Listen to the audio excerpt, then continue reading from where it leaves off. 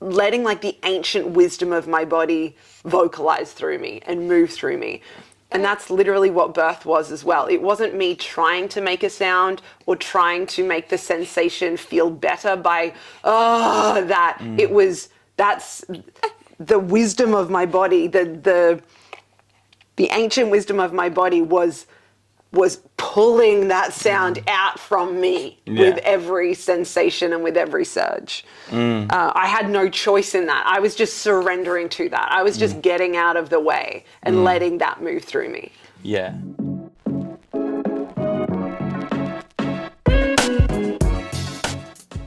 Yo, yo, yo, lovers. Welcome, welcome, welcome to Sex, Love, and Everything in Between. We're the O'Neills. You're here with Meg and Jacob. And this is the place we have really uncensored conversations about sex, intimacy, and relationships. We're super excited you're here. Enjoy this episode.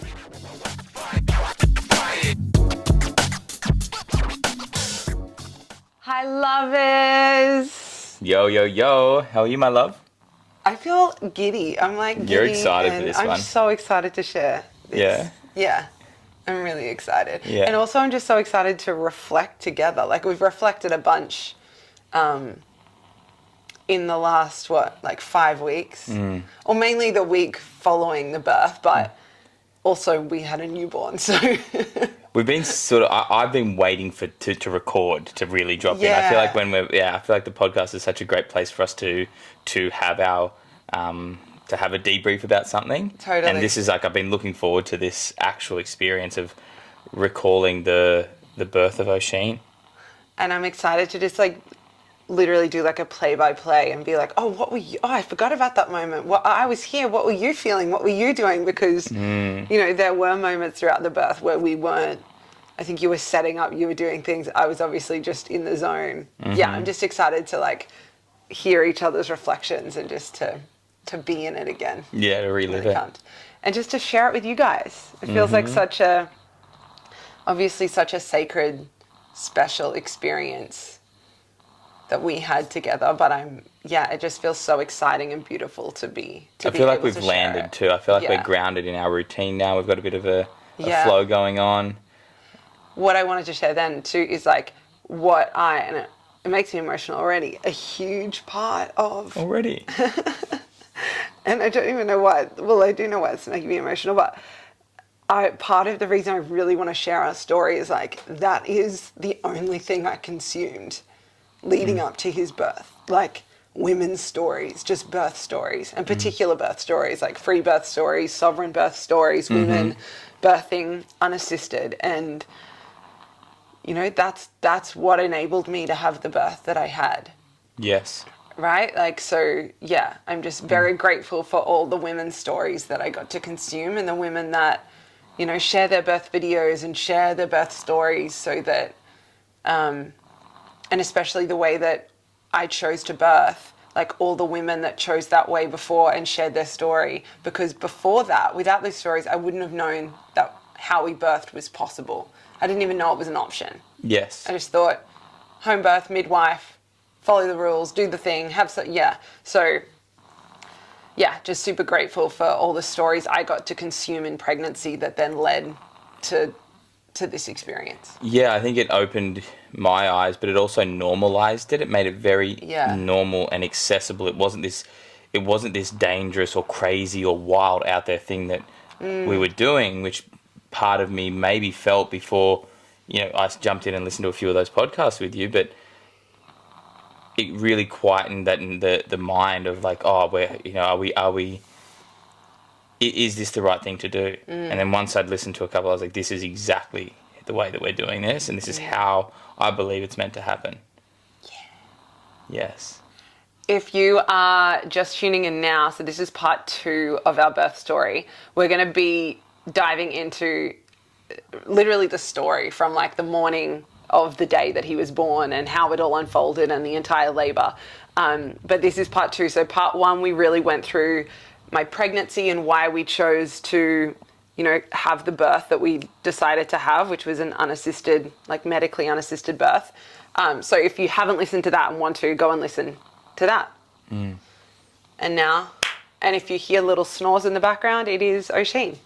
It's crazy that you literally had no one do anything for you besides like give you a drink of water, give you a little pat on the head and hold your hand. Like that's all that you had. You're practically like a puppy. We will get into it, but I remember the only thing, and Leslie was phenomenal. I'm so like there's the energetic holding of a birth is so, in my opinion, is the most fucking important thing. Always. And that's what I thought in reflection, and we will get into this later, but the only thing I remember, I don't even remember anything you said to me. I don't even really think you said much to me at all. I think you were very consciously not saying much to me. Really? I don't remember. No, I was, it was more just reflecting back what you were already saying. Totally. Yeah, it was you more, weren't ever like, you can do this, you're amazing. Well, you kind of were, but like not in a... I wasn't trying to get you somewhere. Totally. Yeah. And the only thing I remember Leslie saying to me, and I think this was one of the only things she said to me, was just before a surge, she said, go to the place you know to go. And that was just like, I was already, you know, going very deep in every surge, but it was just such a reminder, like, that's the only fucking thing I need to focus on.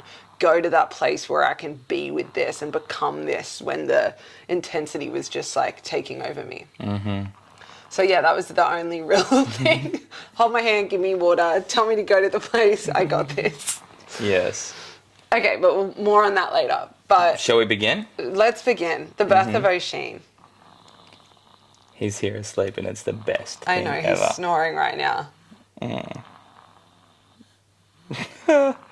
Let's begin, my love. You're not watching the video, we're just staring at him right now. We're on our couch, our son is in between us and we're staring at him. So... Friday morning. So I was 41 and a half weeks, or 41 weeks and 5 days. Yes. I think. And we, again, part one, we spoke about how we felt in that lead up and like how we felt in those days leading up. But I'd had, even at 38 weeks or 38 and a half weeks, I thought I was going into labor. I was at a friend's house. I had like period-like pain. And I was there with a bunch of girlfriends and I was just having to like kind of move and like circle my hips, and it went on for like a good 90 minutes or so. And I was like, hey, I'm going to have to go because, guys, this could be labor. I'm not too sure what this is. This might be labor. I don't know.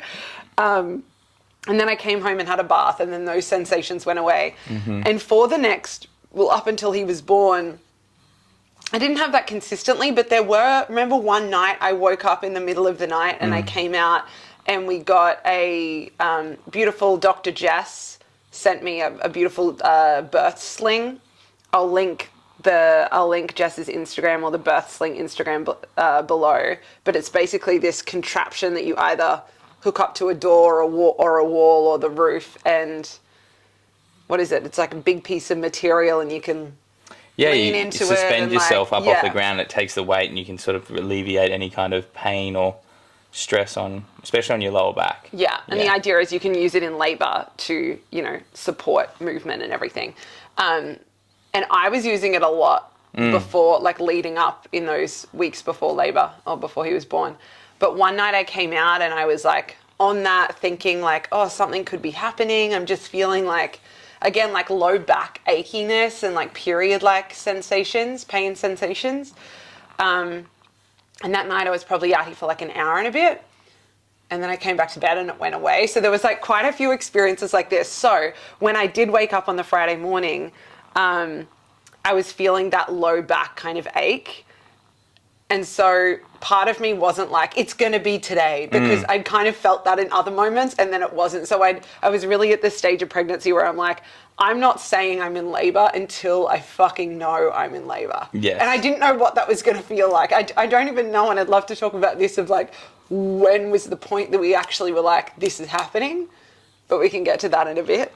But I remember waking up feeling that low back ache. Obviously, like we said in part one, the gathering of men was on and it was like you had one final thing to do that day. Yeah. But I remember I had to be on the gym ball. Yes. And did you cook breakfast on the barbecue that day? Because I remember being out on the gym ball and I was having like heaps of sun on my back. I remember getting a little burnt and just like bouncing on the gym ball as you cooked breakfast. And we were just talking and connecting. It was a great start to a Friday. It was. Then I don't really remember anything else that day up until when Susie came over. Yeah, Susie came over, yeah. But what else happened in that morning? Was I just sitting out there? I think so, yeah, because I was on the gym ball for like You're on ages. the gym ball for ages, because I was running around doing a few things, still finishing up some T-GOM stuff, because we were like, at that stage, we were like, well, I'm just going to keep doing stuff, because if I keep sitting around waiting, it's probably going to be more annoying, or I'm going to be like, come on. So I was just going about sort of doing little bits here and there and checking in on you. We had breakfast, and then nothing really happened that day. I think you were just sort of hanging out, relaxing, and I started watching the new season of Love is Blind. Yes. I remember that. I was on this couch. That's why I was not here on this couch. I can't stand that show. I hate that show so much. And then it wasn't really until that afternoon I said, I've got to go and do one more thing. And Susie came over and I said, I'm just going to go while Susie's here. This is the last thing I need to do that's out of the house. Yes. And Susie, so at that stage I didn't really think I was like going to have a baby as quickly as we did. No. Because I invited our friend Susie over because it had been her birthday and we had a gift for her. An ASMR cameo. That's right. That's why she came. Yeah, that was hilarious. So our friend Susie had to come over because she likes ASMR, and we got her an ASMR video done by like a cameo person. Yes. So great gift. Loved that. So she came over around 2, and then we showed her the video. Then you went out. Yes. And did your thing, and I was just hanging on the couch with her. And I think you probably got back at 3. Yes, 3:30. And then we were all hanging out in here for a bit. And I remember we were all chatting and there was a moment where I was talking and then it was probably my first contraction or surge. Because I remember, because I was having sensations up until then, but they were really mild and really like, I don't know. There was nothing really to like really be with. But it was the first time where I had to stop and I remember closing my eyes and I had to be silent. I was like, whoo. And I just had to breathe with it. And then I kind of opened my eyes and I was like, guys, I'm really feeling things. And then Susie, and you'd only just gotten home from getting your things. And then Susie left. But again, I remember it wasn't really like, oh my God, you're going to have a baby today. It was still like, who knows? And I guess you never really know. No. But I feel like I feel like me doing the last thing I needed to do also put a full stop on like all of my other stuff that I... Yes. Yeah, and I felt energetically, I think it was always... Yeah. And from an energetics perspective, like I got to do everything that I needed to do to be able to let go of T-GOM and let go of like being there and doing anything else. And it was kind of like, now I can like, for the next 4 days, I'm just going to be here and have nothing to do. Remember we were joking about once the final tickets of T-GOM were sold. Yes. Because men were buying tickets like... the morning of. Hours before, like they were meant to be there. And we joked because there was like 2 tickets left or something, or 4 tickets left. Yeah. And we were like, once those tickets are sold, I'm going to go into labour. And that's what happened. Yes, like, pretty much. He knew. So Susie left. And then I remember being over on the gym ball again and like on the birth sling. Because I was really like just feeling some things, but again, super mild. And I suck at texting people back. If you're a friend right now listening to this, you would know that about me. I'm just like, I suck. If you've ever sent me an Instagram message, you probably know this about me. I'm just not good at getting back to people. And I remember for some reason, I wanted to be on the gym ball and I was on the birth sling and I was just texting people back that I hadn't texted in ages and like just replying to all these messages. Just hitting that backlog. I think it was just like closing the loop, like the energetic loop before going into labour. But I do remember texting my mum, and this again is like 3:30 probably, and I was texting her and still I didn't really know that I was going into labour. And probably 10 minutes later everything kicked off. Because I remember texting my mum being like, yeah, it might be today, but I don't know. See ya. Yeah, and both of your sisters dreamt that... No, we'll get to that. Didn't they both have a dream? They both sent me love hearts. Yes. They both sent me just 3 love hearts. separately. Separately. Yeah. One lives in New York, one lives in Brisbane, whilst I was in labour, but not knowing that I was in labour. Yeah, that was really cool. So wild. So then I was over near the birth sling, and then I think the surges began to really come. And I remember I was asking you to put pressure on my And this is where I feel like the surges were becoming regular. Yes. It wasn't as if like, oh, I'm just feeling something, and then you have a sleep, or you watch a show, or you have some food, or it wasn't like, it was like all of a sudden, like it wasn't about you. The TV wasn't. You couldn't really watch the TV. You couldn't really text back. It was like, oh, okay, and then the surge would pass, but then the next one would come when it came, and it was almost like a rhythm that was starting. And I messaged Leslie, our birth keeper. I voice recorded her. I think it was around 3:30 in the afternoon, and I voice recorded her being like, "Hey," I was messaging her back about something, so I answered her question, and because she was cooking for us, and she asked me what gluten-free flour I liked, so I was messaging her back about that, and then I was also like, "Oh, also just so you know, I'm starting to feel just like a few sensations." I was like, I'm pretty sure this might be it, but I'm going to go off my phone now, so you and Jacob just communicate.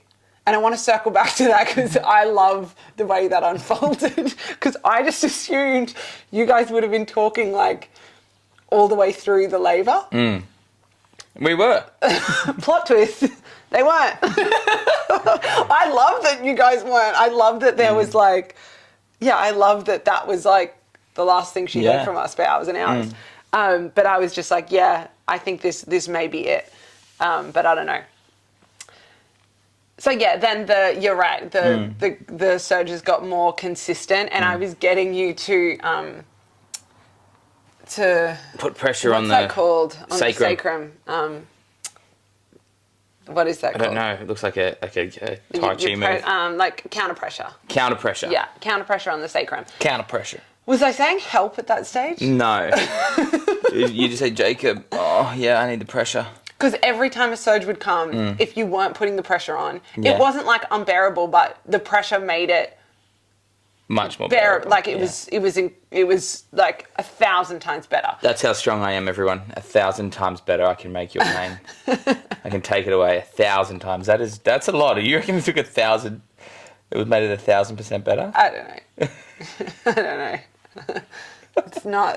Birth is a non-linear space. Oh, that's right. You cannot measure it. Sorry for trying to medicalize it. Sorry. And when did I start saying help? I think I was out.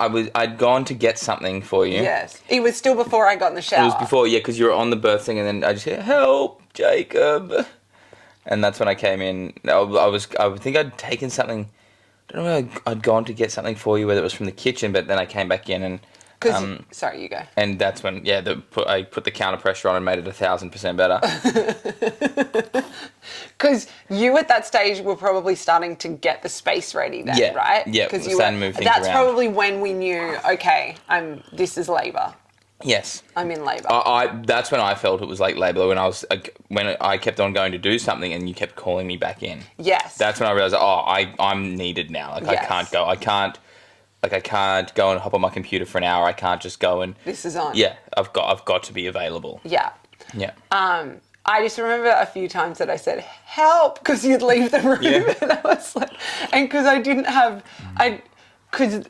They would just take me every time, the surges and the intensity, the sensation. It was like I just had to be so present and there with them.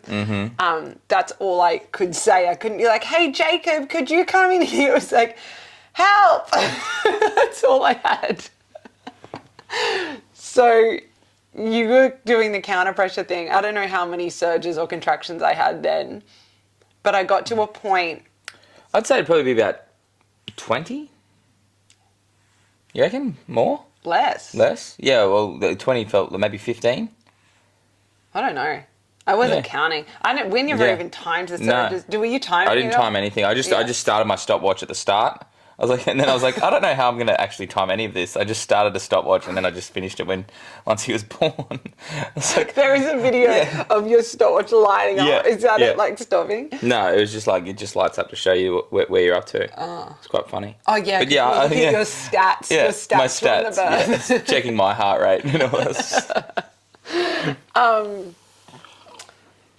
Yeah, we'll probably out here doing the counter pressure for what, like half an hour? I don't know if people want like this much detail. I don't know why. Timings. Yeah, it was longer than half an hour. It was longer than half an hour. I'm such a detail-oriented person with storytelling.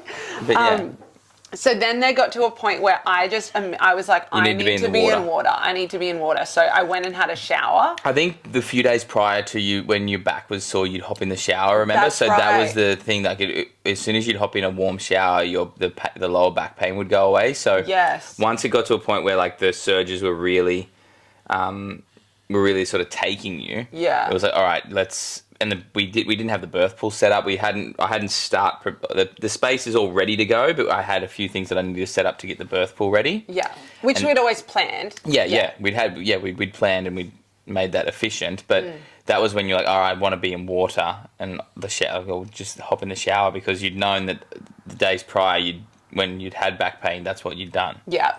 So I was like, I'm going to go jump in the shower. I hopped in the shower. What were you doing while I was in the shower? Setting up. So I went and got the.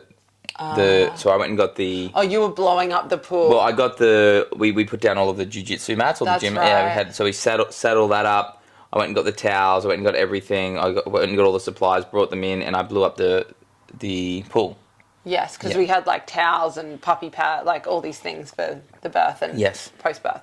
So I had a shower and I was like leaning on the wall of the shower and then just letting the water hit my low back.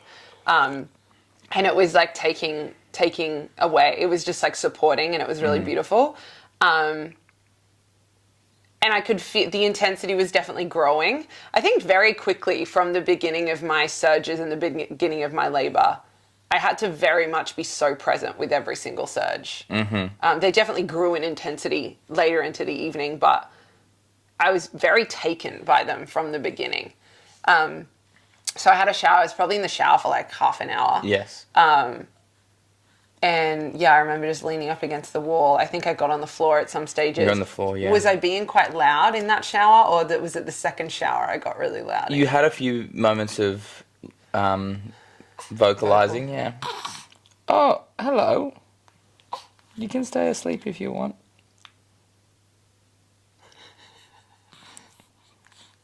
You were vocal, but you weren't nothing like the second shower. You had a few moments of just letting out a sound, but nothing like the second shower. Yeah.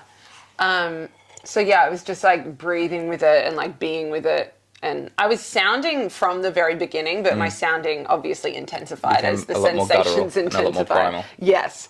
And then I got out of the shower and I came out.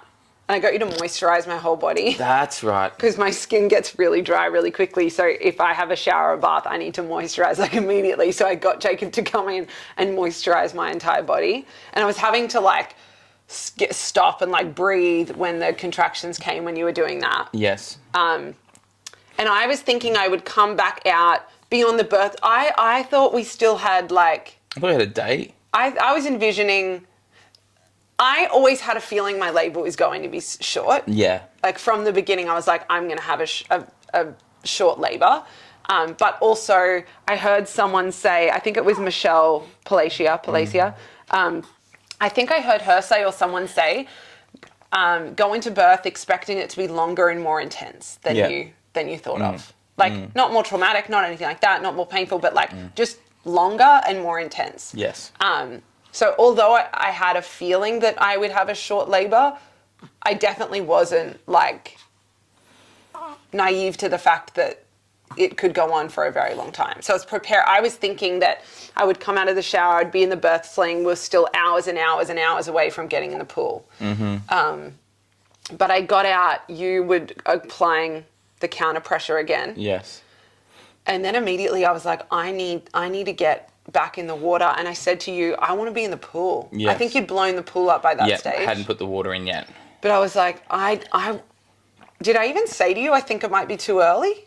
No. Or no? You're like, I just want to be in, like, I think you said, you want to be in the pool. I was like, really? Like, because for me, like, once again, I too thought this was going to be like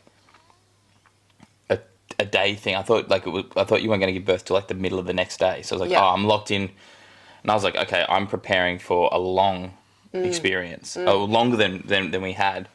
And yeah, you went back and hopped in the shower, and that's when like the sound started to come online. So I was like, yeah, let's fill the pool up. Yeah. Because you're in the pool for quite a while. But yeah, I asked before I got back in. I said, I want to be in the pool. Yeah. Can you fill the pool up? So you started doing that. I hopped back in. I was in the what for a while? The shower or the pool? The shower. Yeah. Yeah. So I hopped back in the shower. I was probably in the shower for another hour. Yeah. And that was where things got the intensity grew a lot. Is our baby gonna wake up? Oh, hey mate. Yeah, we're talking about you. Just before you got here.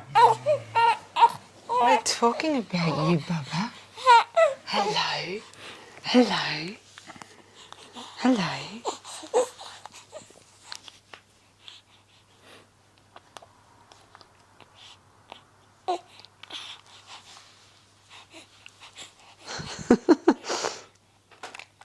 Okay, there you go. That's the best. Where was I? Oh, I got back in the shower and it started to get really intense. And I remember very primal. That's where the energy became really, really primal. I remember being on the ground. Yeah, I came in and was looking at you a few times, and you were on the ground. Yeah. What was I squatted? I think I was squatted on the ground. Squatting, or you on your knees? I think I was on my knees actually, and I was kind of leaned up against the wall, but on my knees. And every time a contraction came, I was just like letting it, letting it move me. Yeah. And I often, and this is, I knew this would be the case, but coming out of like my birth experience, oh my God, there's so many crossovers between what I teach in like sexuality and embodiment to showing up in the birth Massively. space. And like, for me, I have been able to liberate more pleasure and have, more intense and beautiful sexual experiences by like letting the sensations move through me, not like performing like like feeling what is alive in the moment and like letting like the ancient wisdom of my body vocalize through me and move through me. And that's literally what birth was as well. It wasn't me trying to make a sound or trying to make the sensation feel better by, that. That's the wisdom of my body, the ancient wisdom of my body was pulling that sound out from me with every sensation and with every surge. I had no choice in that. I was just surrendering to that. I was just getting out of the way and letting that move through me. Yeah. Which was beautiful and intense, and also, I don't know if this is the correct word, but I'm gonna say it. It was like even though I've met those primal parts of me, it was still quite confronting to feel how like guttural and just like deep that sounding was, and that energy was. And there maybe was, there's a lot of talk around orgasmic birth and like blissful birth, and there was definitely moments of bliss, and all of it was really fucking beautiful. But maybe there was a part of me that thought I was just gonna like breathe my baby out into the world. And I think that might have been the confronting part, that it was I primally roared him out. Like I stepped out of the way so that does that make sense what I'm saying? What I'm hearing It doesn't have to make sense, but yeah. So, and this is the difference. The sound that you were making wasn't necessarily loud, it was deep. Yes, okay. So this idea of it was coming from a part, like it was almost like you were unlocking a part of you that was, or like it was coming from a part of you that was being awoken. Like you said, this ancient wisdom. And that wasn't necessarily that you were being any louder than you are having sex or any louder than you are when you're expressing yourself, whatever it is that's moving through you, but it was a deep sound. And that's when you said, you were loud, but you weren't like screaming the roof off the house. It was almost like you were drawing down, which is exactly what the baby was drawing down into the birth canal. Like he was coming, so it's a sound of descent. Exactly, like it's a descent. It's Oh, I love that word. Yeah. So I think to distinguish, it's not like this loud roar. It's this like descending roar. It's like drawing the energy down, and in that, it's deep. Yeah. Yeah. I'm just gonna turn the aircon on. Keep it's going. quite hot. Yeah. Yeah, and I remember, just being so in it in the shower. And it was so beautiful because at that stage, I don't know if we spoke about this in part 1, but we always planned on having someone come pick up our dog, Django. Were we planning that? Yes. How many times did we talk about that before the birth? Fuck you.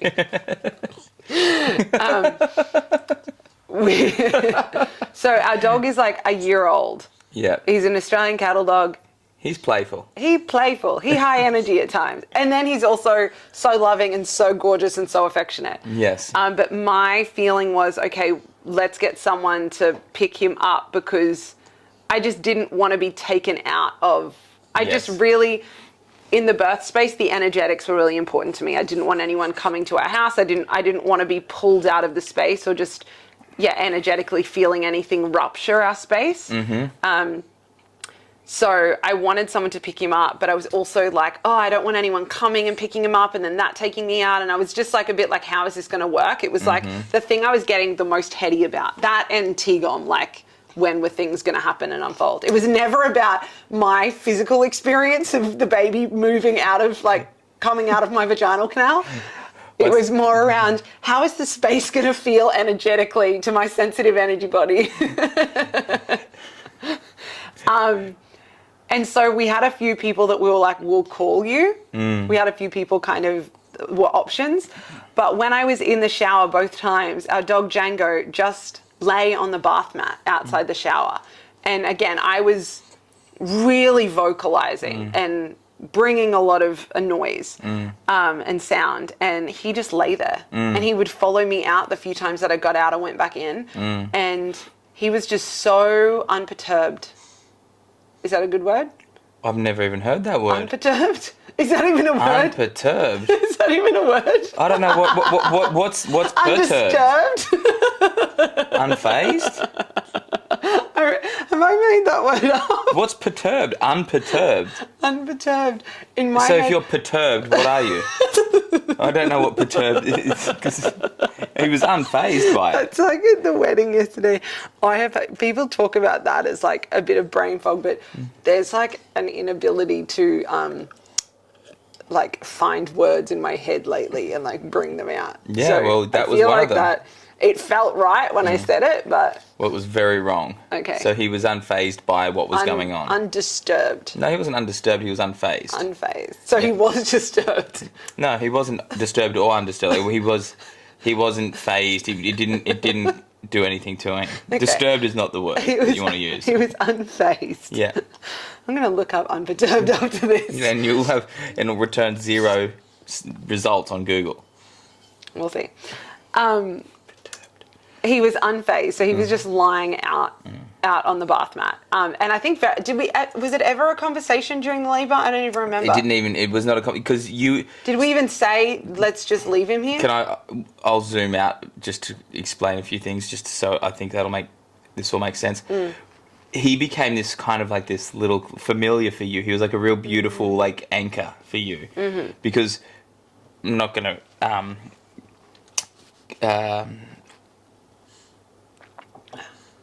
I'm going to say this, but it's not saying that you're a dog. But like when dogs are about to give birth, they literally retreat and they go into their own space. And when you were talking about that sensitivity of not wanting anyone in your space, that's just you honouring that this is a moment of transformation for you. So that's not you being sensitive. That's you attuning to what's needed for you to go through this portal. Yes. I really want women to not understand this, but like anytime you're like, oh, I'm just sensitive. No, you're just attuned to what you need. It's not that you're too sensitive or I'm just sensitive. No, that's your wisdom. Because we've had dogs give birth and we're like, where are they?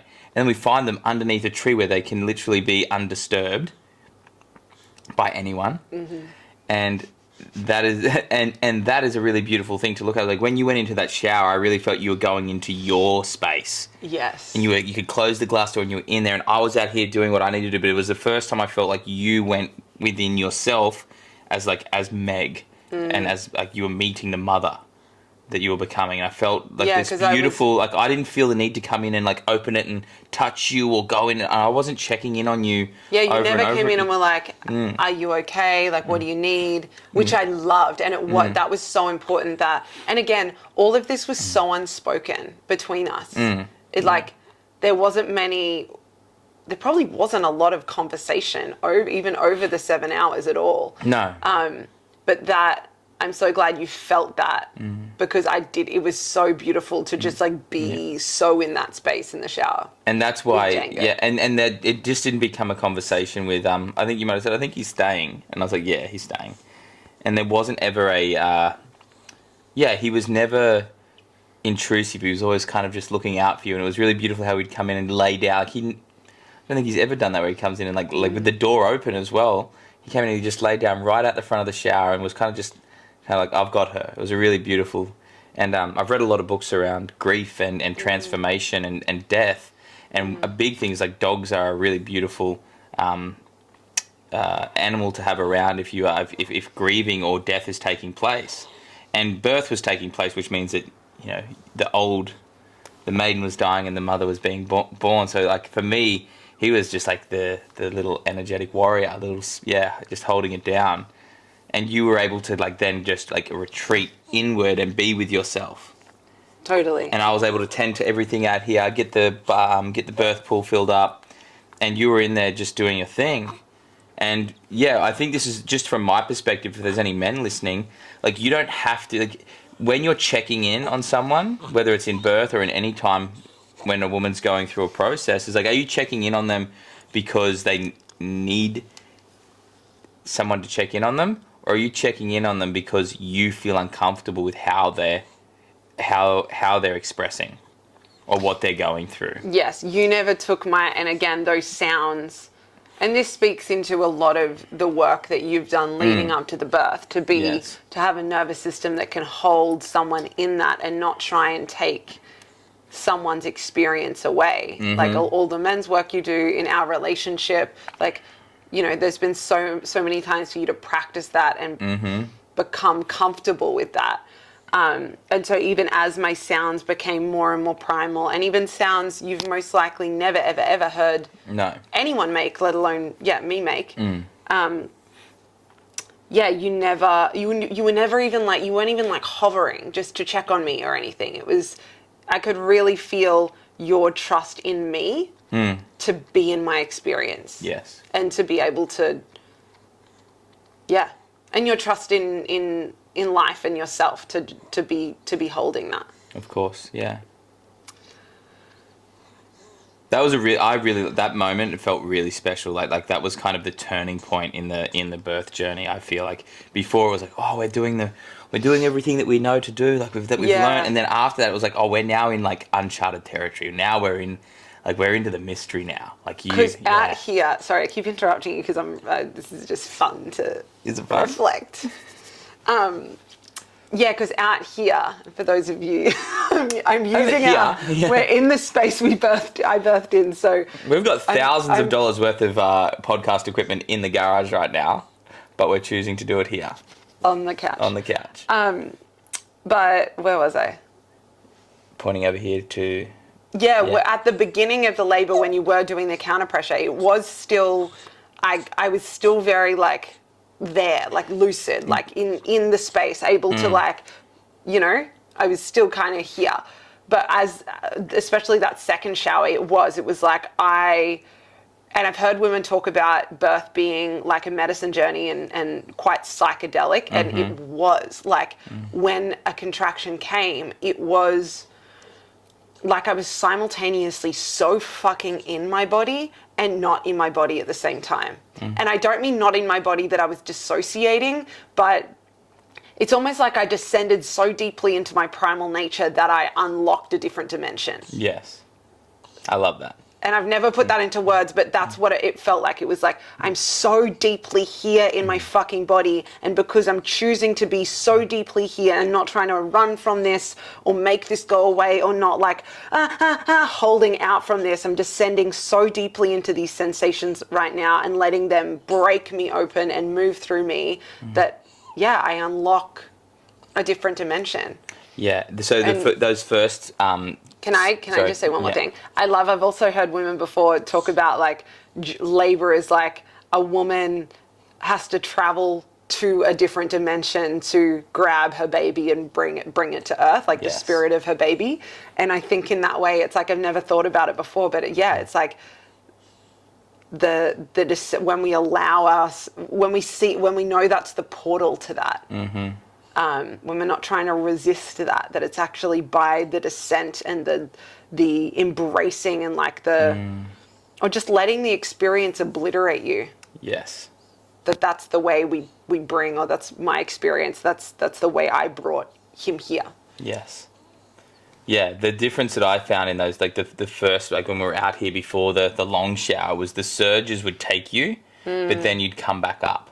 And then once you'd been in that second shower, you were taken and you weren't necessarily coming all the way back up. You were down in the descent. Yes. And you were out in between surges, you were still traversing that dimension. Yes. And that was the difference, because the first time you'd come out and you'd be able to sort of, there was some coherence. And not to say that you couldn't, speak or say things, but afterward there was like this liminal kind of cosmic kind of, medicine experience that was going on.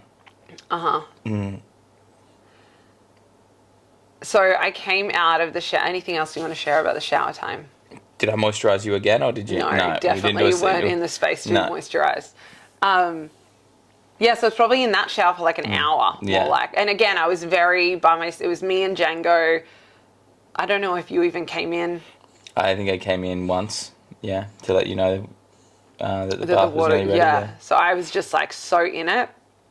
And then I came out and the pool was set up. Hello.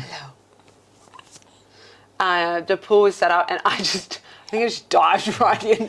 And I did a cannonball. I remember getting in and I remember it was like such sweet relief when I first got in, but it only lasted like 2 minutes. But I remember getting in. I don't remember what I said to you, but I remember looking back at you and being like, oh, I think I said something like, oh my God, the relief, this feels so good. And then it was probably a surge that came a few moments later. And I just feel like, very quickly it didn't feel like relief. Probably if I got it, I'm so glad I was in the water and my body wanted the water, but... And you were naked too. Like once that first shower happened, you were naked from then on in too. Like you're like, all right, there was no clothes. Time. It was... I always... Did you think I would wear clothes? Well, I don't know, like watching different birth journeys, like some women have like a bra on, or they have like a top on, or they have like a long shirt on, but you were just like, nah, I'm just... Yeah. And I think that was beautiful, like being in our home, being able to like fully just embrace that. Yeah. And we had red lights as well. So we had all the red lights set up. So it was like really beautiful lighting that didn't overstimulate you. And I think that was a really beautiful experience, because by now the sun had gone down well and truly, and we're in like the night, and we had the red lights set up, and we had some fairy lights, and we had the your playlist playing. It was all, we'd really created this beautiful containment for you to stay in that descent, to stay in that portal. That's one other thing I want to add. I would get you to bring my phone and the speaker to the shower. And you would transport it wherever, like the few times I went and had a shower, because I'd made like 3 different playlists just depending on the mood. I think I picked one that just had a lot of songs that were very like meaningful to me, and lots of like songs that had been in medicine journeys or like different points of our relationship, and it was so good. Yeah, so that played, and then it did like an artist, like a songs like this for the rest of the night.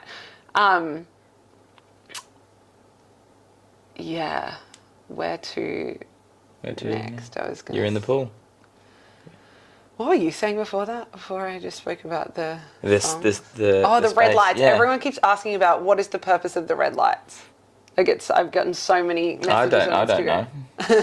No, but they're not just like it's not just like, oh, let's put a red light on because it'll make the space look good. Red light is, and we're not good at science stuff, but basically blue light, which is the light that comes out of all regular lights. Yeah, fluorescent is lights. Is very like overstimulating and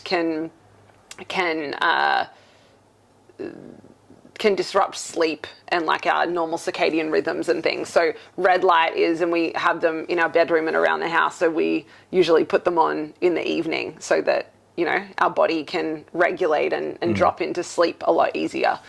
So it's like a more calm, it's a light that just doesn't like overstimulate the body. So I always imagine giving birth at night. And also when I was in early labor and it was during the day, I remember saying to you, this feels weird to be like having these sensations during the day.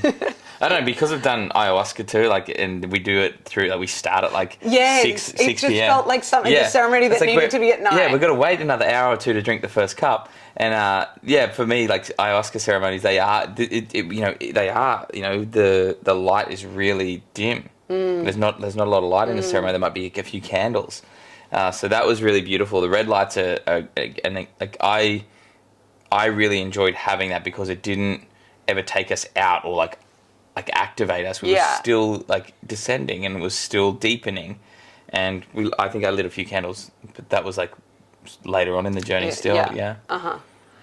And then I got in the pool and then, so the rest of my birth was then in the pool. It was probably 8 o'clock by now, maybe later, maybe close at 8:30. When did Leslie arrive? 9:15. Oh, okay. So I could tell you when I messaged Leslie. Okay, so let's bring in this bit. So I've assumed that Jacob might have updated our birth keeper. So Leslie was coming for the birth. And again, she's not medically trained or anything. She was coming to help hold the space and just be present and be a witness. An absolute legend. We love Leslie. Yeah, incredible. I've assumed that they've maybe been in conversation, but the last Leslie heard was from me at 3:30, and then I think you text her at 8:30, and the message, I remember it from seeing it a week later. We reflected when Leslie was here. I was like, oh, when did you guys message? Were you guys messaging the whole labor? And you guys were like, no. And you wrote to her at 8:30 or 8 o'clock, birth portal update. Meg is in the birth pool. So at 5:12 p.m., Leslie messaged me. And then I messaged her back at 8:11 p.m. So we're looking at a window there of 3 hours in between messages. But also you didn't, so she didn't hear from us from 3:30 till close to 8. Yeah. So for 5 hours. Yeah. Yep. And then I was like, birth portal update. Meg's in the birth pool, moving through surges. And I gave birth 2 hours later. Yep. And and then she asked me about the surges. I said happening about every 5 minutes, 30 seconds long. I just made that up. Did you actually? Yeah. I just guessed. I said, she's good between them. And she said, is she still able to talk in between? I said, yes, still able to talk. Okay, how are you? Is Django still with you? Going well. And then she was on her way at 9 p.m. So you would have hopped in the birth pool around probably just before 8. Okay. Probably a bit before that, I think. It would have been around 7:40 or 7:45. Okay. Yeah. Because I remember, so I was, having surges in the birth pool. I was grabbing, so the position I was in was knees on the ground. Yes. Kind of feet together, almost like a child's pose, but then I was leaning over the edge of the pool. Yes. And I would hold your hands. Mm-hmm. Most of the time. I was holding your hand, or when Leslie got here, I was holding someone's hand most of the time. Yeah.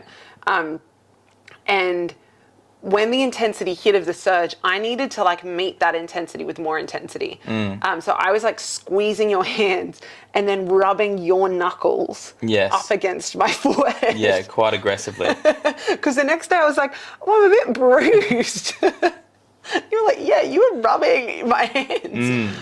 And then there were a few stages, and I was recovering from a cold sore on my lip, and it was a bit it was just not it was scabby and like, Yes. and there was probably 2 or 3 surges where I made out with you. Made out with me. I thought I was going to be eaten alive. It was non-consensual.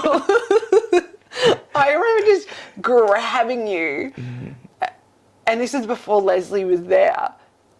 So early in the pool experience, I just remember grabbing you and making out with you for the entire surge, and just like making out, like tongue, like teenagers, so aggressive, so intense. But it was like I needed.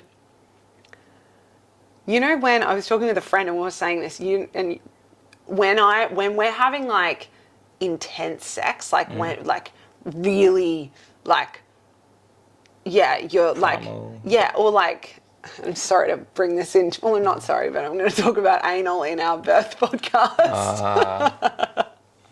Should I not? Should I keep this family friendly? Do whatever you want.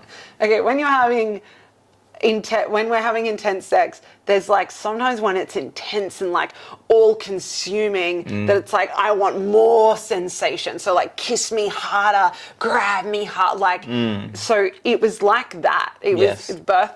Some of the surges were like that, where it was like, oh, I just want to like get lost in this kiss and get lost in the touch of this moment. Mm-hmm.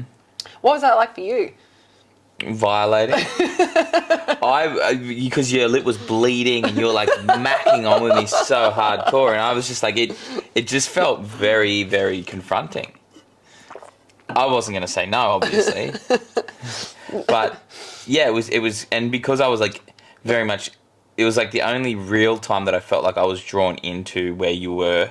It almost felt like I was because you were sober in a way, and I was exactly. Yes, it's exactly. So you're deep in this journey, and then you kiss me, and it's almost like I get access to a taste of where you're at, and I'm like, I'm not there. I am not there. Like I've been like filling up a birth pool. I've been like holding your hand. It's like when someone's really, really high and you're sober, and they're like, "Come and dance." Exactly like that. That's exactly what I was like. I am not into. I hate this music. I'm not feeling the music as much as you are. I'm happy to watch you. Like you do you. But that was probably the only time I felt drawn into the experience, like in it. Whereas before I was like very much clear that I was like witnessing and holding and allowing you to have your experience. Yeah. Yeah, and it was intense. The kiss. It was you were just like, and you were like just it was like you were trying to eat me. Like you were making all these noises and there's blood everywhere. I was just like, oh my God. Blood from my lip, guys. Yeah. And then the next day, when Leslie came back, she'd taken a bunch of footage while she was here, and there was one hilarious video of like it was just of the door leading into this room that I birthed in. Yeah. I always say we birthed, but I birthed. You birthed. That I birthed in, and she just filmed the door, but you could hear us and you could hear me making out with you, and it's just the funniest. Yeah. But I'm like,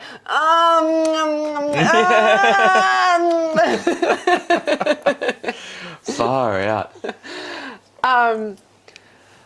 There was a moment before Leslie got here too that I felt him like drop into my vaginal canal. Yes. And I turned to you and I just said, I felt him drop. Mm-hmm. And I just said, I've felt the baby's dropped. Yeah. And at that stage you said, because we had not discussed when to call Leslie or when to bring Leslie here. And I was just so in it that just wasn't on my mind. Mm-hmm. And I don't even know if you would have asked this question if I ever would have. I was just so in it that I couldn't think of logistics or anything. And you said to me, do you want me to call Leslie? Would you like Leslie to come now? And I think I just said, yeah, call Leslie. Yeah. You called her. I remember you called her and you said, yep, come. Yeah. And she was like, okay, I'm on my way. Yeah.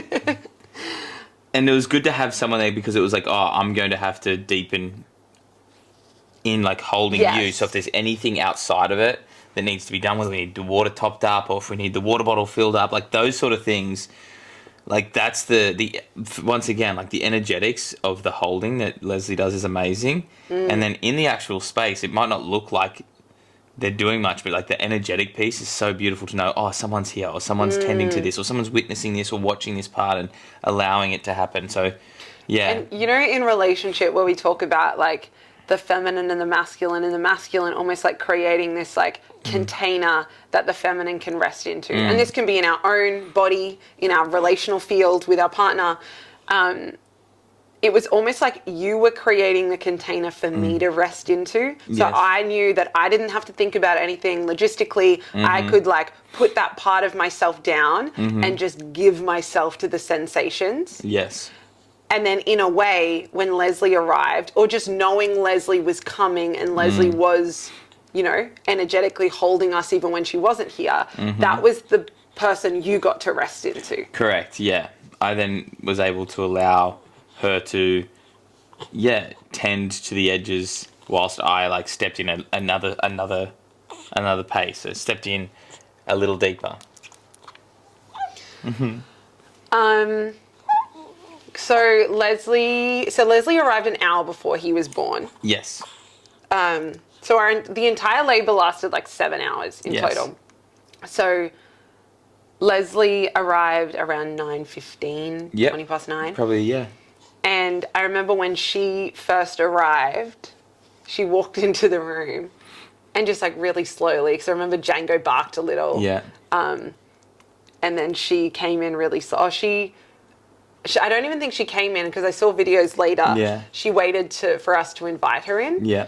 And I was like, hi. I remember being like, hi, Leslie. Hello, darling. And then she dropped down and I grabbed her hand. And I'm pretty sure it was like immediately I just burst into tears. And Leslie and I were reflecting on this later. And I said to her, it didn't feel like oh my God, thank God you're here, save me. Or it didn't feel like this is too much.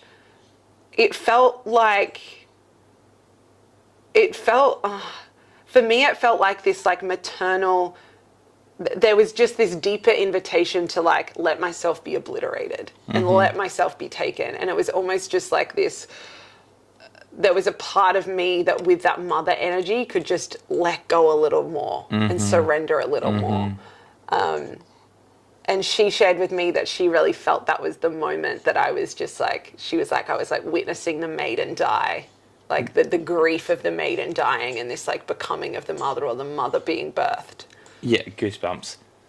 That moment for me was the witnessing, the mother witnessing the maiden becoming a mother, which I can't do because I'm a man. Yeah. And I'm your husband. So it was for me to try and give you that. It would never, ever, ever happen because I'm not a woman and I haven't given birth and I'm not a mother. So for her to come in and to have been a mother and to be moving in this space the way that she is and serving in the way that she is, it was like such a wonderful moment because it was really a mother. It was like that maternal figure witnessing and knowing what you're going through, knowing where you're at, knowing that on the other side you're going to join her essentially.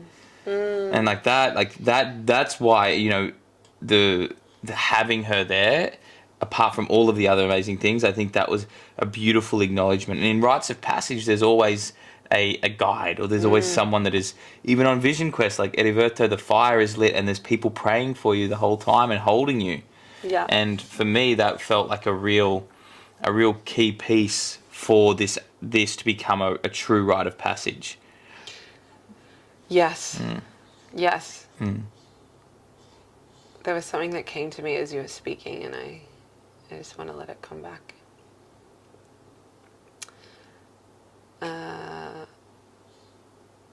No, it's gone.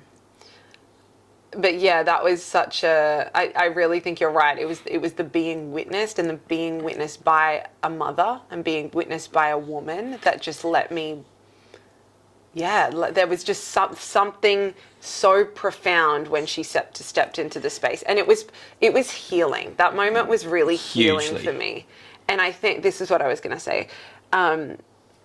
For me, you know, and listening to so many birth stories leading up to my own birth and you know, reflecting on how have we fucked up birth as a culture and as a society? And I feel like that is what is meant to be, and what our, you know, ancestors would have experienced is not someone coming into the birth space to take your experience from you or to tell you what to do or to save you. It's someone coming into the birth space and witnessing you in the rite of passage, like being witnessed in the rite of passage, being not cheerleading, because that's not the right word, but being witnessed and being held as you experience the rite of passage. And yeah, that I just think that's, again, I haven't given birth any other time than what I just moved through, but from hearing many, many women's stories of, you know, birthing in other environments where it feels like, yeah, people are trying to save them or tell them what to do, that I truly feel the most healing. Why that was so healing for me was because she just came in and witnessed me. Yeah. We speak about this. And I didn't feel any ounce of her or you wanting to save me, or wanting to take me, wanting to make it better for me. And that's in the moment when once I cried, I just was like, And then I think in the next surge, she just whispered in my ear, go to the place you know to go. So it was like her telling me, you fucking got this. She's like, you know where to go. Go to that place. It's your only job. Go to that place. It wasn't how dilated you are. When is this? It was just like, go to that place. You've motherfucking got this. And that was like, yeah, that was just everything. Yes. And can I continue? Because I remember there was a shift then. And not that I felt that I was resisting the surges at all, but once she said that to me, go to the place you know to go, when this next surge came, I started saying, yes, yes, yes, yes, yes. And so I was still like groaning and like being guttural, but I was just saying yes. And in my mind and in my being, it was like how much more can I welcome this? Can I say yes even more to these sensations? Like, so that any part of me that's like, no, and is trying to escape this, just is eradicated. So it's just like every part of my being is deeply embracing this, receiving this, saying yes to this. So I was holding her hand, and I think you'd gone out of the room maybe at this point to do something, but I was just saying yes, yes, yes, yes, yes. And it was almost like also saying like yes to my baby, like yes, yes, yes, yes to like moving towards birthing and bringing at what I thought at that moment was a her here.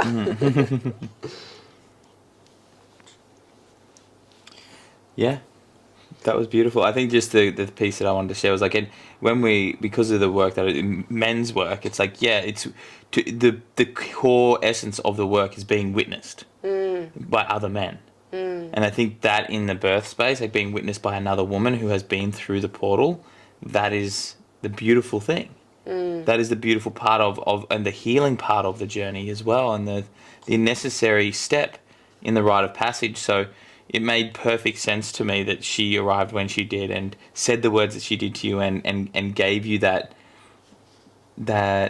experience of being witnessed by another woman who believes in the power of the female, of the feminine ability to do what it came here to do. Yeah.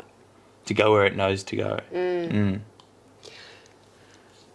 I want to just add something here, like before we tell the rest of the story. As I've been reflecting on even all of it, my pregnancy, my birth, even postpartum so far, the word that keeps coming to me is like simple. Simple. Not saying the birth wasn't challenging and intense. Like, oh my gosh, the sensations that I met and the sensations that my body experienced were fucking intense. But overall, it was simple. Yeah. I started feeling sensations. I got in the shower, I felt the sensations. I got out of the shower, I felt the sense. It was just this simplicity of, and as our story continues, the end of it's very but just simple. And yeah, I'm really grateful for that. and I'm grateful for life, you know, offering us that experience. And then I also really believe the simplicity was because I prepared for it to be simple. I didn't put anything in the way. Like, physiological birth is simple. Yes. Like you said before, when dogs go under the house to give birth, there's a simplicity to that. And I truly believe as human animals, as women, like, our birth is physiologically designed to be simple. Just shit gets in the way. We're told our baby is too big, so then we're in our heads. Or we're told X, Y, and Z. Like, all the noise comes in, which doesn't allow it to be simple. And that noise then snowballs. Totally. It accumulates and it becomes deafening rather than it being... It's not just this one little piece, right? And that's why you were so discerning and so clear on the boundaries that you set really in our life these days as well. It's not, and I really think that the birth is just a reflection of how we choose to structure and honour the values that we have. And I just one more piece on this is that I know if I would have gone and gotten a scan and someone would have said to me, oh, your baby, like I've heard multiple women being told their baby's really big and they might not be able to birth it and they might have to be induced because their baby's too big for the week they're at or whatever. If I would have been told that in the medical system, there's probably a part of me that would have believed that. Like, I chose to birth and have pregnancy in the way that I did so that no one could tell me. So that I couldn't take anything on. Like, no one was telling me it should look like this, or it should be like this, or it's wrong if it's this, or it's whatever. And I think for me, that was the actually only possible pathway so that I could trust my instincts. I would have found it very fucking challenging to trust my instincts if I would have had the noise. And so I just wanted to add that. And like, you are very sensitive to that. Like, obviously, the opinions of others and all of that. And I also, like, deep down, you knew that you didn't need any of that. Like, you knew. Totally. Yeah. I think that's the deeper truth. Is like, we don't need that shit in our life. Yeah. Because we don't believe it. Yeah. We believe in our natural right to do what we're here to do. And that then comes with responsibility. And that, for me, is like what I really respected in your journey. Is like, you were in, like, not once did you ever try to escape the responsibility of giving birth. And that's not to say that you didn't feel things, right? And that's not to say that it wasn't intense. However, there was never once where I felt you wanting to give the responsibility away. It was always your journey. And that, for me, was really beautiful, because I see, the medical system does my head in around that, where they confuse you and literally convince you that you are not the best person to be doing this. Let me take some of that for you. It's like, no. So I'm really proud of how we did that, and I'm really grateful that we've and once again, like, the birth, the example that I gave in the car was like, you know, so many people look at people who become successful in business and they talk about this overnight success, but it's actually the 10 years leading up to that moment that makes them an overnight success. And I would argue that the beautiful, graceful birth of Oisin that occurred for us, it wasn't just this thing that happened and we were lucky, or it was an overnight sensation. It was the 10 years leading up. We've been together 10 years now. In December, it'll be the official 10-year anniversary. And in that 10 years, every single piece of work that we've done has allowed us to arrive here and have the experience that we had so beautifully. And that, to me, is like the special thing. It's like, cool, this is all, how beautiful to have arrived and not be consumed by the fear, or not be worried or wobbled by what is essentially a very simple and natural thing. And I felt that after a while. I was like, should I be more excited or more nervous, or should I be like getting more emotional about all this? But I wasn't, because I've been guided through some of the darkest places in ceremony by plants, by teachers, And then I've guided men through some of the darkest corners of their shadow. And I've heard things come out of men that no one's ever heard from them. And they've shared things that they never thought they were taking to the grave. So I had developed a very, very resilient and robust nervous system for rites of passage. So when you were making noises or when you were moving through something, I knew that it was not mine to fix or mine to take away from you. And that this was your experience. And not once did I ever feel you like try to thrust your experience onto me and make me responsible for your experience. And that's deep, energetic work. Yeah. Was that too much? Never. Okay. No, it was really sure? beautiful. I was just Do you want to receiving squeeze? it. No, that wasn't too much. No, just checking. I feel like I've got a lot to say on that too, but let's go back and finish off the story of him coming. Okay. Leslie's here. Leslie arrives, I cry, I say yes, yes, yes, yes, yes. You do. Then I think I stuck my fingers inside of myself before Leslie got here. Yeah. But I maybe couldn't feel anything quite yet. But then once Leslie was here, I stuck my fingers inside myself again. Obviously still in the pool, still in that same position, like on the knees, leaning over. I tried like leaning back against the pool a few times and then just immediately went back into the same, like on my knees, leaning over the side of the pool. And I stuck my fingers inside of myself and probably, it was maybe 2 knuckles in. Yeah. Maybe a little further. I could feel something. And I immediately knew it was the sac, like the amniotic sac, because my waters hadn't broken. And I know I was in the pool and I was in water, so maybe, but I just knew automatically, like, that's, my baby's still in the sac. Because, yeah, it was like this slimy, like, I don't even know the texture to describe Slippery. it. Slippery and slimy.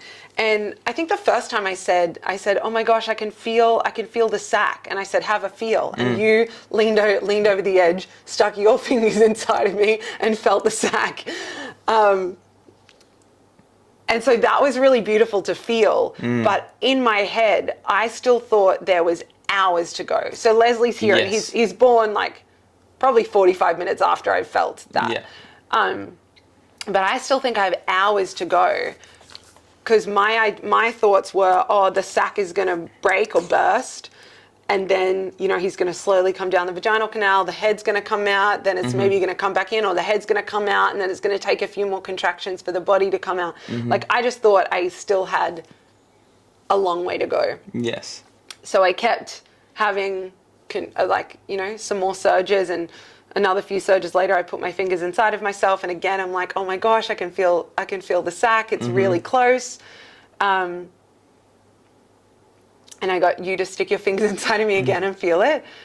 And also between surges at this stage, I remember just like in between one surge, I sang to one of the songs. I was like, laying back. I lay back and I just sang. And then I was saying, I'm bringing our baby here. I'm bringing our baby here. And then I remember between another surge, I was holding both your hand and Leslie's hand, and I was leaning my head against the pool, and I said, I'm so grateful for all the women that came before me that did this. I'm so grateful.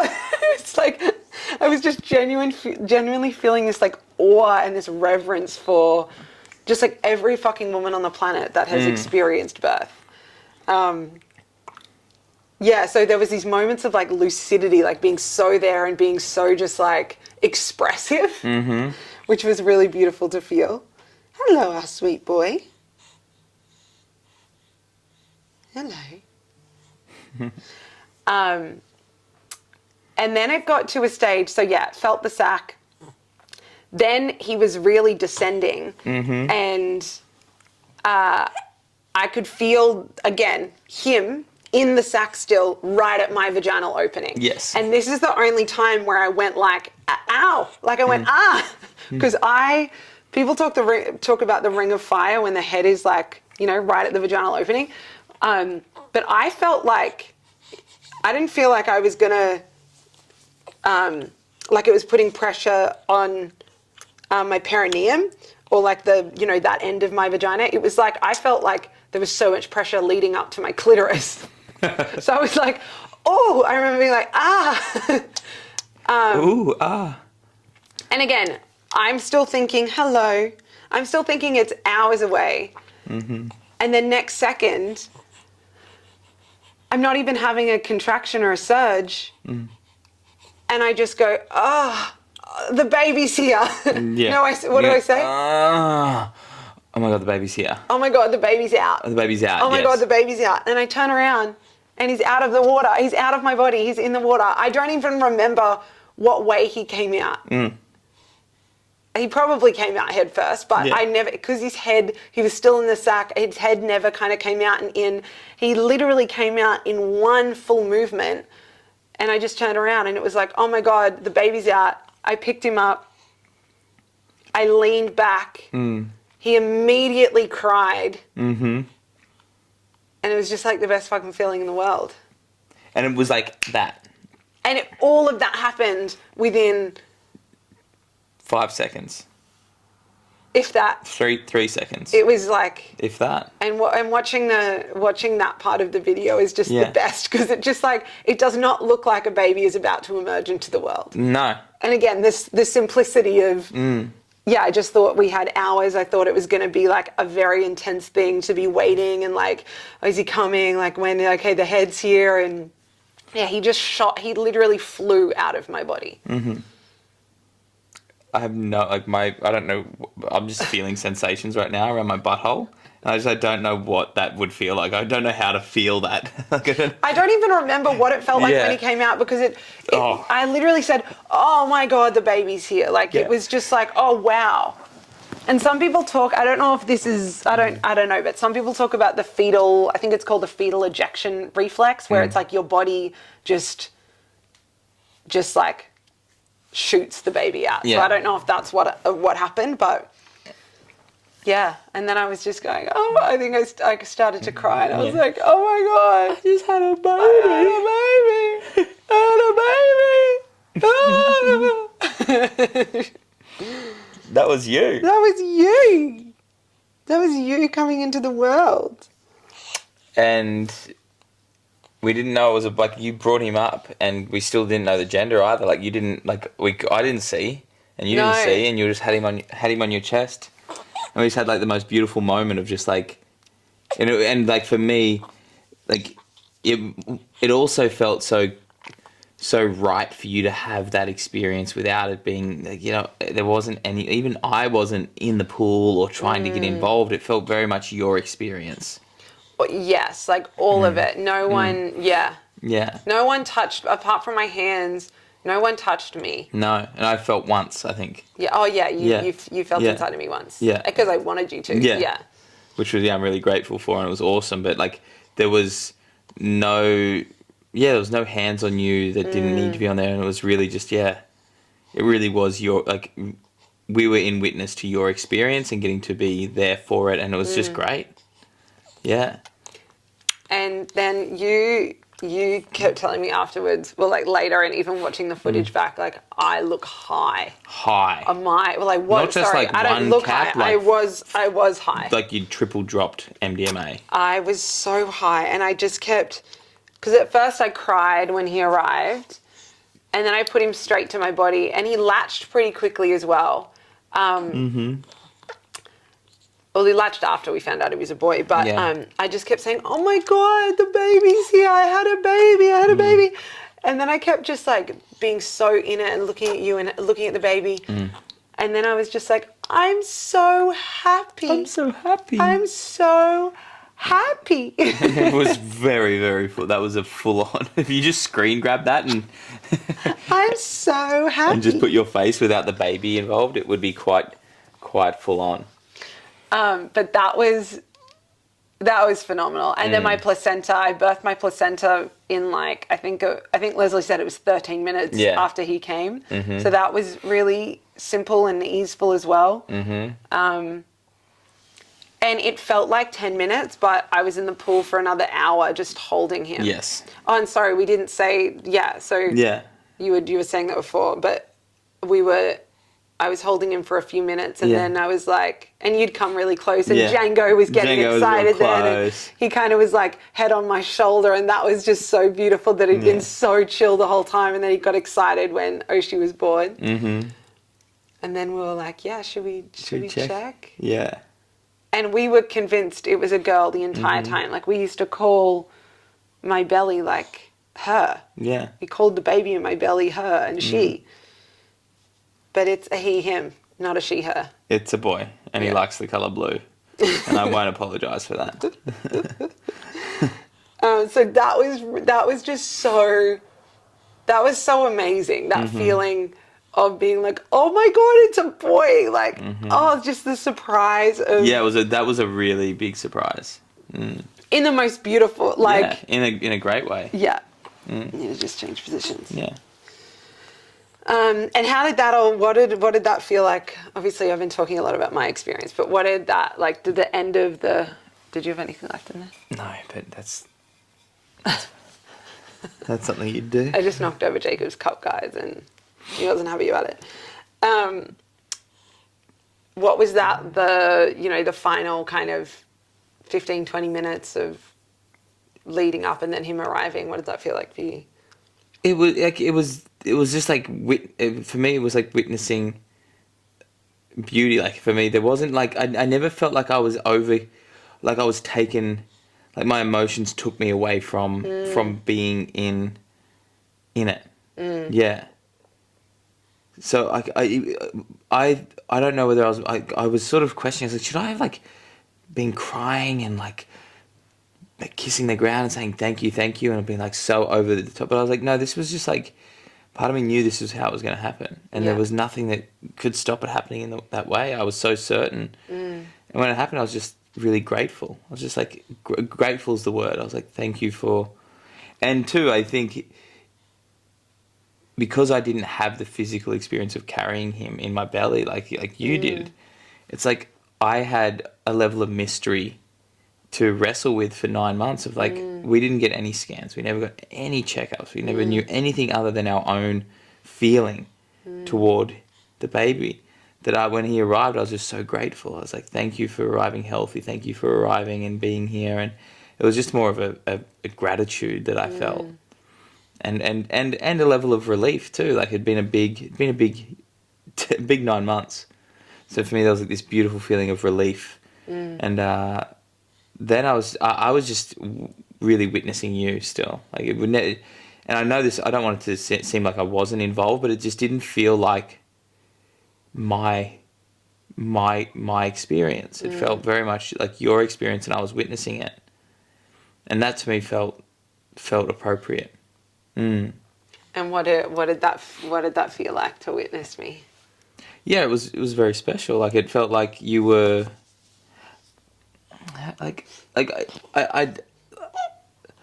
I feel, because He looks like he's laughing in his sleep then. Like, I don't have any like big emotional thing to say other than I was just like grateful, and I just knew that was how you were going to do it. Like, I've never seen you shy away from your path ever, and you've always been so clear on your path that I didn't feel, I was amazed and impressed, and like so much reverence for what you're capable of creating, like, and doing, and in the way that you did it. But at the same time, there was a part of me that kind of knew you would.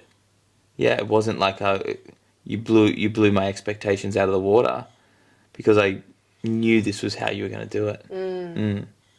Yeah. I think we've been talking, I said this to you the other day about parenthood, and where he's 5 and a bit weeks now, and yeah, even though I was so fucking high, I probably was really high for a few days after the birth. So I'm not disregarding that at all. But when people talk about their experience of birth, or like becoming a parent, like, oh my God, you've never experienced anything like it, and like your whole heart will be blown open. And my experience of that is yes and no. Like, yes, but also this just feels really normal. Yeah. And I think because my feeling around that is because we live very open, and we lean into a lot of experiences that crack us open. So that again, not saying we've never, this is the most incredible fucking thing that's ever happened to me. And I've felt so deeply, and but there is also just like this normalcy to it. And like, I find that hard to describe. Yeah, it's a like, for me, it was like, of course. That's what it feels like. It's very, it's very beautiful to arrive at the experience and be like energetically prepared. Yeah. You know, you can read all the books, you can talk to all the professionals, you can consult with all the geniuses, but like for us, this has always been a feeling journey, and we did the feeling work time and time again, and to arrive in that space where we'd set it up, it was our contained space, this was our ceremony. Like I felt very comfortable in what was going down. And like I feel like we've been preparing, you know, we didn't take, this was a conscious decision to have a child. And it wasn't just a conscious decision to have a child, it was a conscious decision to become the people who can bring a child into the world in the way that we felt was appropriate, which is to do it as close to nature as possible. Yeah, for me, and that's like, that to me is really important. And that, like, I believe in nature, and I believe that nature has the answers, and that when we remember that we're nature, we remember that we have the answers that we need. So to go seeking it from someone else, or someone else that claims to know how to do it better, especially an industry where men are kind of at the forefront, which is, and I'm not just saying that men can't lead and that men aren't like strong, powerful, like necessary pieces of the puzzle in the world, but when it comes to birth, like it is not a man's domain to have a strong opinion that isn't grounded deeply in reverence and trust in the feminine. And it's been so beautiful to have other men in my network, in the work that we do, go through a similar journey. Tyron and Ryan and Damien and all these people that have gone through it and have deepened in their respect for what a woman is capable of, have deepened in their reverence of the feminine and the creation that comes from the feminine. So yeah, I just feel like it's a deepening of what I already knew. That I'll never fully understand what the feminine is capable of, and for that I must be grateful and be willing to trust it. And like it's the best. She's so milk drunk right now. It's so adorable. I love that, my man. That's really beautiful. Yeah. And I love that you were like, yeah, it's an of course. And I feel that the same way about witness, like how you were in birth. It wasn't like, I don't reflect on that being like, oh my God, you blew me away with like, I always knew you were going to know exactly what to do, exactly when. Because you've given me birth and even into parenthood so far, and how deeply you've supported me in postpartum and just like around our home, bringing me breakfast, like just being so available to supporting me in every possible way and supporting our home. For me, it's just a confirmation of what I already knew about you. It's evidence of, yes, I know you're a generous husband, and you're an unwavering husband, and you're a husband that will do whatever the fuck it takes to, you know, make me feel safe and loved and held.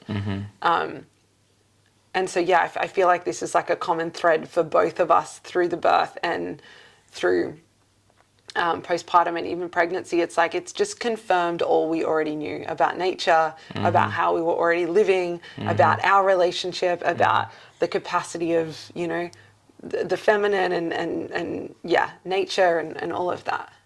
Yeah, exactly. And like, yeah, if any, like, I'm just sort of like just tuning into like my roles, like I just had to empty myself of all stories and fear, and then just be with this kind of, be in this emptiness. And in that, I didn't attach on to like, this could be the worst thing, this could be the best thing. I was like, this, and it will be what it will be, and it was what it was. Like, my thing was like being with what was happening in the moment and not letting myself be taken away by an emotional high or an emotional low. And that wasn't like I was resisting or I was dissociating, but I was just empty. I just kept emptying myself. It's like, cool. Which, yeah, was beautiful.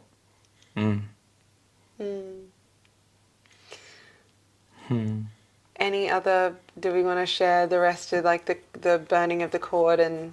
Yeah, I think we like, I like the bit where you were eating lollies. Oh my gosh. Remember, like, you were like...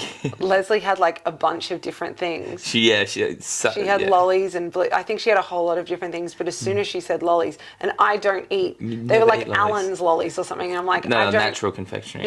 Confectionery. I don't eat that kind of stuff. No.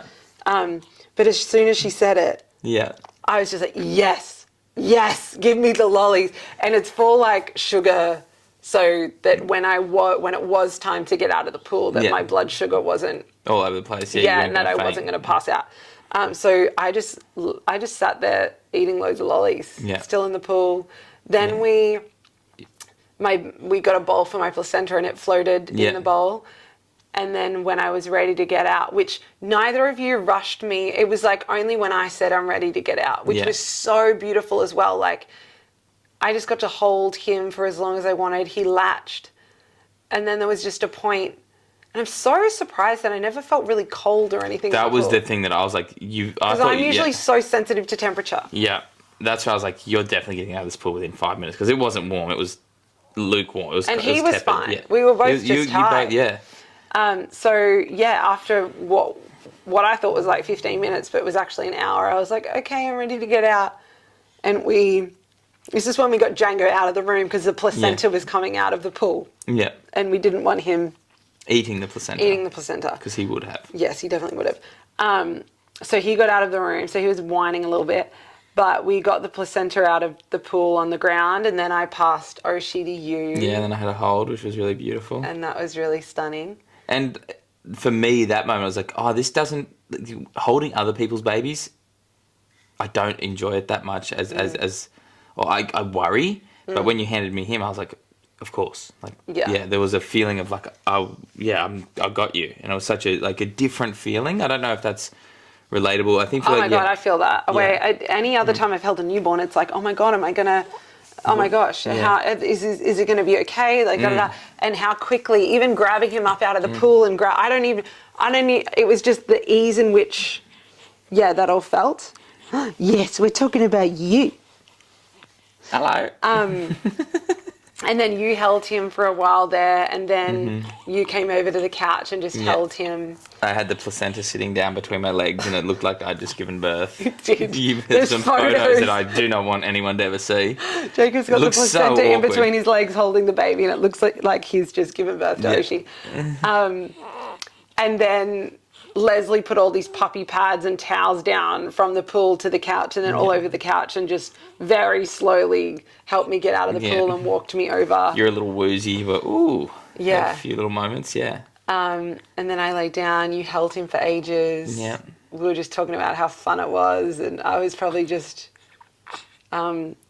continually saying, oh my God, I'm so happy. Oh my God, that was the best thing ever. Oh my God. You just kept saying, I'm so happy. I was just so high. I'm so happy. Yeah. And then again, this is probably like 2.5 hours after he's born, we decided to do the cord burning ceremony. Yeah, which was really beautiful. Yeah.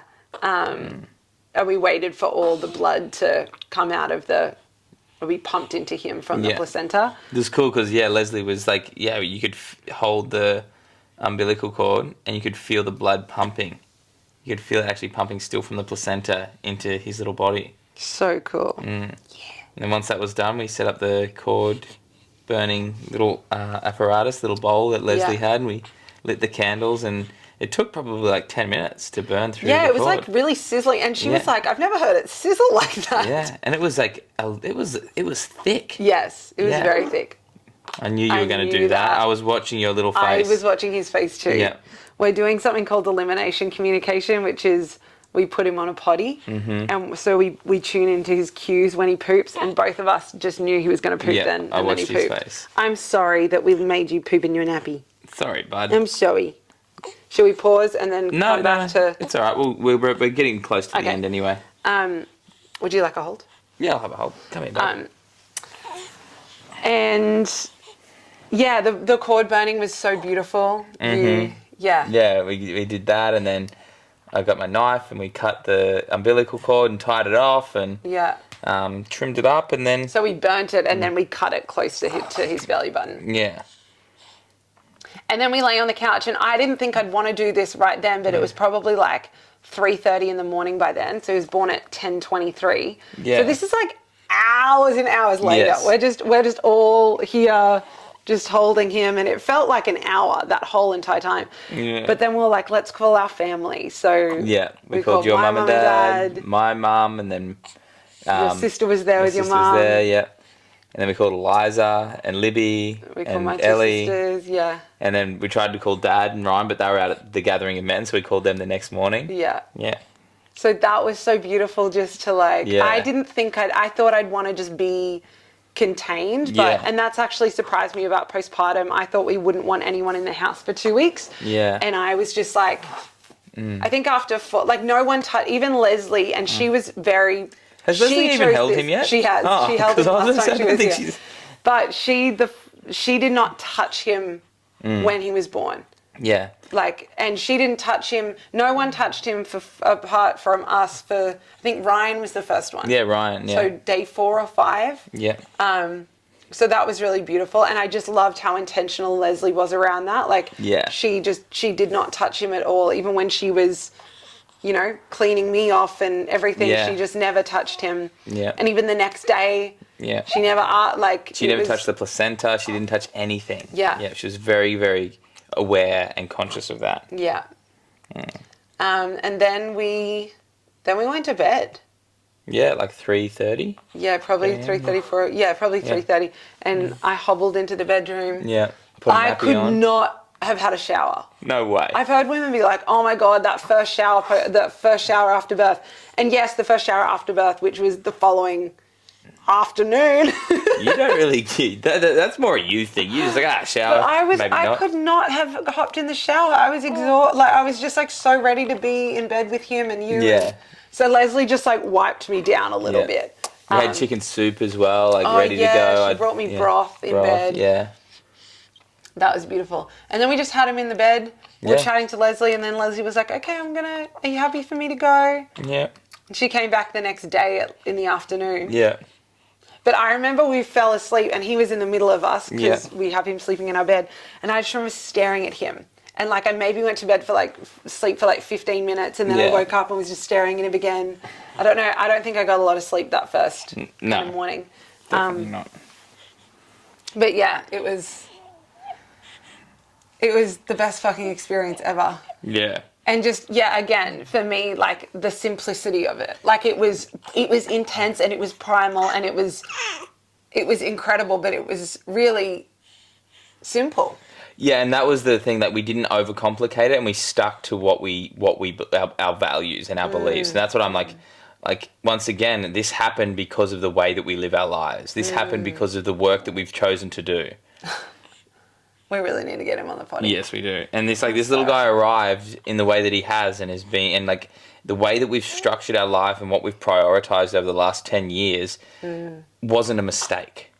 We've done it all, and like we've followed and we've trusted, and we've, you know, taken different approaches to things and had to have hard conversations around that. But this is the result, like a healthy, happy baby and an incredible birth experience, an incredible postpartum experience, which we're going to talk about on the next one, yeah? I think we're going to answer birth questions on the next one. And then we'll do postpartum. And then we'll do postpartum. Anything else you want to add? No, I think... I know you go. You go. I was just going to say, we didn't have a name for him because we thought it was going to be a girl. So I had 2 girl names, and I just thought I would give birth to a girl and be like, it's this name or this name, and just know immediately. So he didn't have a name for 5 days either. No. Which I was quite contracted around at times. Yeah. I just wanted to name him and like be able to connect really deeply with him. Which I was connected deeply with him, but as soon as he had a name, there was like... It felt really... Yeah, it just felt so much more connected and beautiful. Definitely. We're probably going to have to go because of this little guy. This little guy? You haven't got a mic on, mate. You can't be making any noise like that. Our new co-host. Welcome to the show. Is there anything else? No. Nothing. I just want to go and change his nappy and just hang out with him for the rest of my life. Okay. No. I love you. Thank you. I love you so much. Yeah, that was really beautiful. Okay. Thanks, everyone. Thanks so much, lovers. Thanks for listening to See the you for Birth part of 3. Oisin.